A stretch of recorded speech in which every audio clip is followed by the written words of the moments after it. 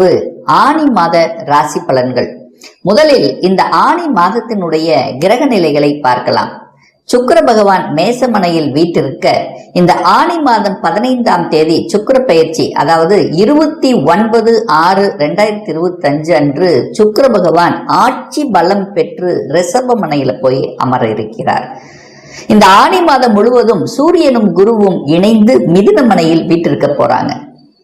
புதன் பகவான் ஆட்சி பலத்தோட இருக்கக்கூடிய புதன் பகவான் மிதுனத்திலிருந்து கடகமனைக்கு பயிற்சியாகிறது வருகின்ற ஆனி மாதம் 8ஆம் தேதி, அதாவது 22/6/2025 அன்று.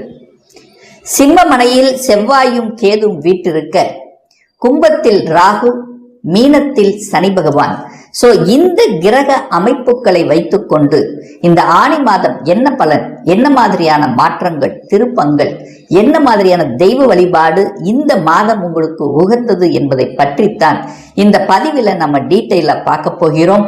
அதற்கு முன்னால் நம்முடைய சேனலை நீங்கள் ஃபர்ஸ்ட் டைம் பார்ப்பவர்கள் என்றால் மறக்காம சப்ஸ்கிரைப் பண்ணிக்கிங்க.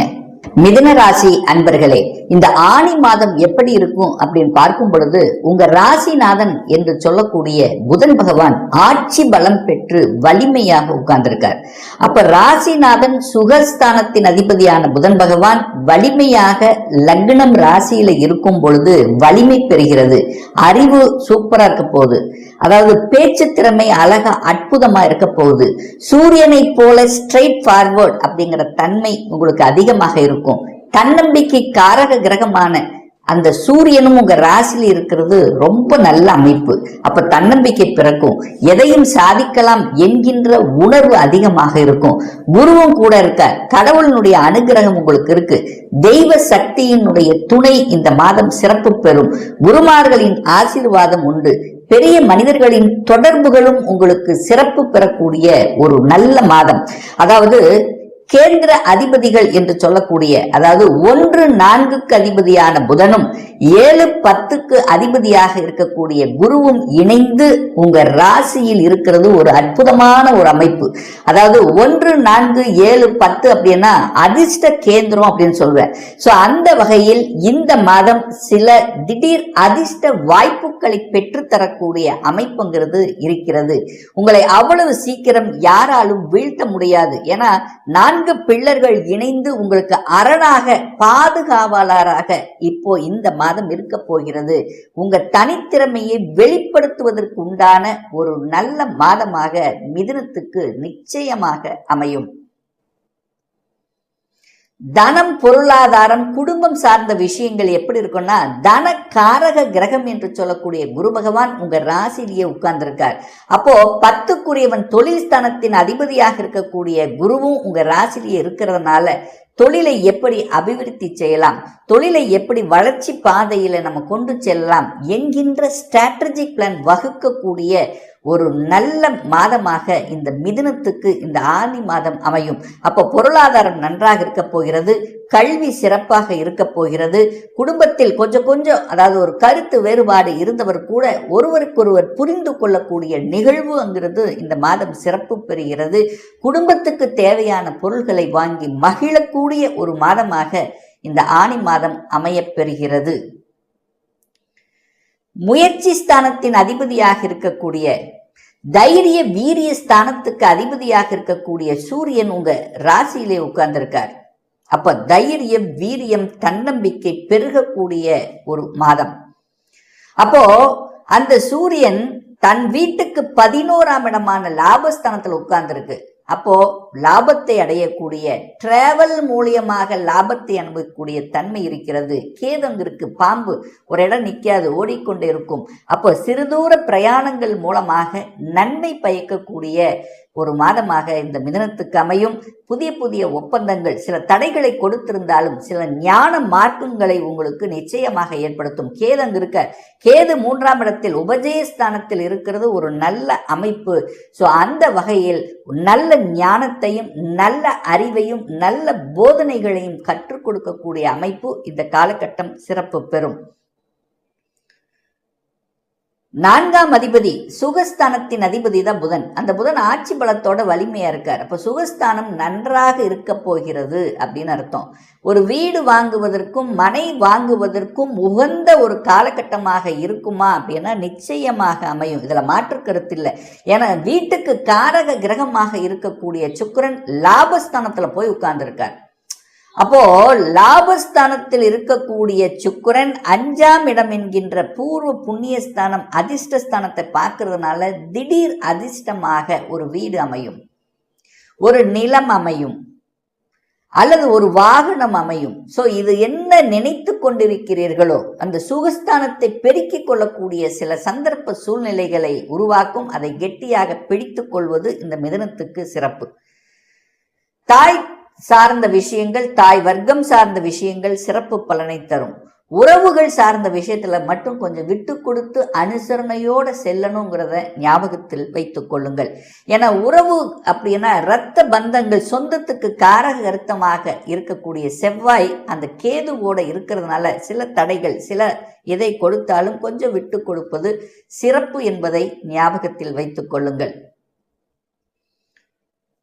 5ஆம் அதிபதியாக இருக்கக்கூடிய சுக்கிரன் லாபஸ்தானத்தில் உட்கார்ந்திருக்கார். அதாவது 5ங்கிறது பூர்வ புண்ணியஸ்தானம், பஞ்சமஸ்தானம், காதல் ஸ்தானம் அப்படின்னு சொல்லுவோம். சோ அந்த அதிபதி லாபஸ்தானத்தில் அமர்ந்து கொண்டு 5ஆம் இடத்தை பார்க்கிறார். தன் வீட்டை தானே பார்த்து வலுப்படுத்துகிறது. 5ஆம் இடம் வலுப்படுகிறது. குருவும் பார்க்கிறார். குரு எந்த இடத்தை பார்க்கிறாரோ அந்த இடத்தை வளர்க்கும் என்கின்ற அமைப்புக்கு ஏற்ப அந்த 5ஆம் இடம் புனிதப்படுத்தப்படுகிறது. பூர்வீகம் நன்றாக இருக்க போகிறது. குல தெய்வத்தினுடைய அனுகிரகம், அவங்களுடைய சக்தி எவ்வளவு வேண்டியிருக்கீங்களோ அதனுடைய அனுகிரகம் இந்த மாதம் பரிபூரணமாக இருக்கிறது மிதுனத்துக்கு. அப்போ தெய்வ சக்தியினுடைய அருளால ஒரு நல்ல செய்தி உங்களுக்கு வர காத்து கொண்டிருக்கிறது. என்ன செய்தி? ஒரு நல்ல பாக்கியம் கிடைக்கும்.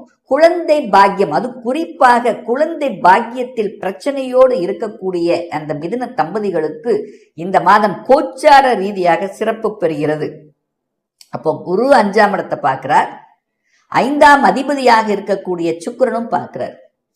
அப்போ இந்த 2 கிரகங்கள் 5ஆம் இடத்தை பார்க்கும் பொழுது குழந்தை பாக்கியம் கிடைப்பதற்கு 100% சாதகமாக இருக்கிறது இந்த ஆனி மாதம் மிதுனத்துக்கு அப்படின்னு சொல்லுவேன். ஸோ எந்த வகையில் ட்ரீட்மெண்ட்டாக இருந்தாலும் சரி அல்லது நார்மலாக இருந்தாலும் சரி, குழந்தை பாக்கியம் பெற்று தந்து அதன் மூலம் மன மகிழ்ச்சியையும் சந்தோஷத்தையும் குடும்பத்தில் ஏற்படுத்துவதற்கான அமைப்புகள் பரிபூரணமாக இந்த மாதம் அமையப் பெறுகிறது.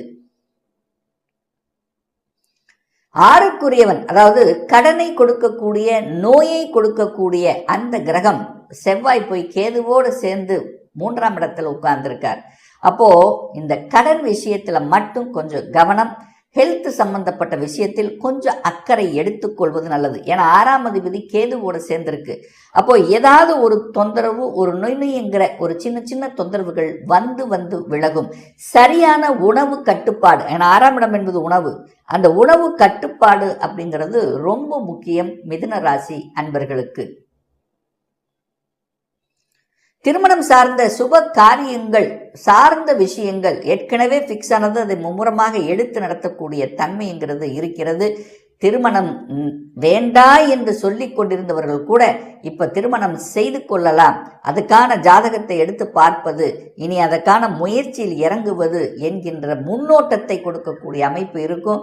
ஏற்கனவே ஃபிக்ஸ் ஆனவங்க அதுக்கான வழியில போயிட்டு இருப்பீங்க. திருமணம், கல்யாணமானவர்கள் நன்றாக இருக்கக்கூடிய தன்மை. என 7ஆம் அதிபதியாக இருக்கக்கூடிய குரு பகவான் இப்ப உங்க ராசியில அமர்ந்து 7ஆம் இடத்தை பார்க்கிறது ஒரு நல்ல தன்மை. கூட்டாளிகள் சார்ந்த விஷயங்கள் சிறப்பு இருக்கும். ஒரு சில மிதுன ராசி என்பவர்களுக்கு கூட்டு தொழிலை செய்யலாம் என்கின்ற எண்ணங்களை கொடுக்கும். கணவன் மனைவி செட்டில் ஆகக்கூடிய ஒரு காலகட்டமாக இருக்கும். வேலை இல்லாத தம்பதிகளுக்கு வேலை கிடைக்கக்கூடிய அமைப்புகள், கூட்டு தொழில், கூட்டு முயற்சிகள் பலிதமாகும். அதே சமயத்தில் பார்த்தீங்கன்னா பொது நலம், என்கின்ற எண்ண உணர்வுகளை இருக்கும். சமுதாயத்துக்காக ஏதாவது நம்ம செய்யணும், சமுதாயத்துக்காக ஏதாவது ஒரு நல்ல விஷயங்கள் செய்யணும் என்கின்ற எண்ணப்பாடு, உறுதிப்பாடு எடுக்கக்கூடிய ஒரு மாதமாக இந்த ஆடி மாதம் மிதுனத்துக்கு அமையும். நிறைய பேர் சமுதாய தொண்டுகள் செய்யணும் அப்படிங்கிற, ஏன்னா சூரியன் அங்கே சேர்ந்திருக்கார், அரசியலில் இறங்கணும்ங்கிற ஆர்வமும் ஒரு சிலருக்கு ஏற்படுத்தும். அதே சமயத்தில் அதிகாரம் சம்பந்தப்பட்ட விஷயத்திலும் நற்பலனை கொடுக்கக்கூடிய ஒரு நல்ல மாதமாக இந்த மிதுனத்துக்கு அமையும். 9ஆம் இடத்தில் ராகு உட்கார்ந்திருக்கார். 9ஆம் இடம் என்பது வெளிநாடு, தூரதேச பிரயாணங்களை குறிக்கக்கூடிய இடம் அந்த 9ஆம் இடம். அந்த இடத்துல ராகு உட்கார்ந்திருக்கார். ஒரு பாம்பு கிரகம் அந்த இடத்துல உட்கார்ந்துருக்கு. பாம்பு ஒரு இடத்துல நிற்குமா? நிற்காது, ஓடிட்டே இருக்கும். அப்போ அங்கே இங்கே போகக்கூடிய தன்மை. ஸோ இந்த மிதுனராசி என்பர்கள் டிராவல் அப்படிங்கிறது இந்த மாதம் கணிசமான டிராவலாக இருக்கும். அந்த டிராவலும் பார்த்தீங்கன்னா அந்த 9க்குரிய 10 இருக்கிறதுனால தொழில் விஷயம், வேலை விஷயம், வியாபார விஷயமான ஒரு டிராவலாக இருக்கும். கடல் கடந்து செல்வதற்குண்டான அனுமதி இருக்கான்னா அதுவும் இருக்கிறது. ராகுனாலே வெளிநாடு, வெளி மாநிலம், அந்நிய மதத்தினுடைய தொடர்பு, ஸோ அது சம்பந்தப்பட்ட விஷயங்கள் உங்களுக்கு நன்மையை கொடுக்கும். வெளிநாட்டு நண்பர்கள் ஒரு சிலருக்கு அறிமுகமாவார்கள். அவர்கள் மூலமாக நல்லவைகள் நடக்கக்கூடிய ஒரு காலகட்டமாக இந்த மிதுனத்துக்கு அமையும். தொழில், வேலை, வியாபாரத்துக்கான வளர்ச்சி என்பது இருக்கும்.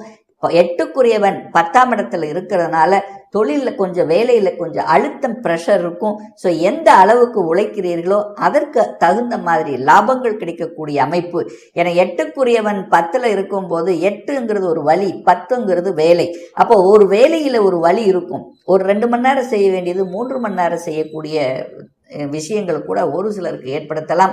ஸோ அதனால சில மன உளைச்சல்கள் கொடுக்கலாமே தவிர வேலையில பெரிய பாதிப்பை ஏற்படுத்துமா அப்படின்னா நிச்சயமாக இல்லை. அதே சமயம் பார்த்தீங்கன்னா இந்த மாதம் தொழில், வேலை, வியாபாரத்தில் லாபத்தை கொடுக்கக்கூடிய, தன வரவை கொடுக்கக்கூடிய அம்சங்கள், புதிய புதிய ஒப்பந்தங்கள் கிடைக்கக்கூடிய அமைப்புகள், இது எல்லாமே சிறப்பாக இருக்கிறது. அப்ப தெய்வ அனுகூலம், அதை ஒரு நல்ல வழிபாடு, உங்களுடைய குலதெய்வ வழிபாடு இந்த மிதுனத்துக்கு ரொம்ப அருமையா இருக்க போது. தொழிலில் மேன்மையை கொடுக்கக்கூடிய தன்மைங்கிறது இந்த மாதம் சிறப்பு பெறும் மிதுன ராசி அன்பர்களுக்கு. இப்ப நான் சொன்னது கோச்சார ரீதியான இந்த ஆனி மாத ராசி பலன்கள். இந்த ராசி நட்சத்திரத்துல பாத்தீங்கன்னா பல கோடிக்கணக்கான பேர் இருப்பீங்க. எல்லாருக்கும் ஒரே பலன்னா நிச்சயமாக இல்லை.